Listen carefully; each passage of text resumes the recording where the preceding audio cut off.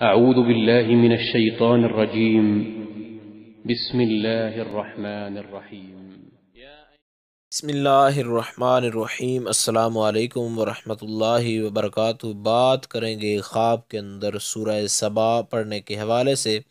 اگر کسی نے خواب کے اندر سورہ سبا کی تلاوت کی ہے تو اس کے لیے اس کی کیا تعبیر ہے۔ امام ابن سیرین اس بارے میں فرماتے ہیں کہ اگر دیکھے کہ سورہ سبا پڑھتا ہے تو دلیل ہے کہ زاہد اور عابد ہوگا، اور ابراہیم کرمانی اس بارے میں فرماتے ہیں کہ اللہ تعالیٰ کی رضا کے حاصل ہونے کی دلیل ہے اور عبادت کے اندر اس کو کامیابی ملنے کی دلیل ہے۔ امام جعفر صادق اس بارے میں فرماتے ہیں کہ نیک لوگوں کی صحبت اختیار کرے گا اور نیک لوگوں کی دعاؤں سے بہت زیادہ مرتبہ حاصل کرے گا۔ امید کی جا سکتی ہے خواب کے اندر سورہ سبا پڑھنے کے حوالے سے جو تعبیر تھی اس کی آپ کو سمجھ آ گئی ہوگی۔ پھر بھی اگر آپ کو کوئی ڈاؤٹ ہو، کوئی پریشانی ہو تو آپ کامنٹ کر سکتے ہیں، انشاءاللہ آپ کو آگاہ کیا جائے گا۔ السلام علیکم ورحمۃ اللہ وبرکاتہ۔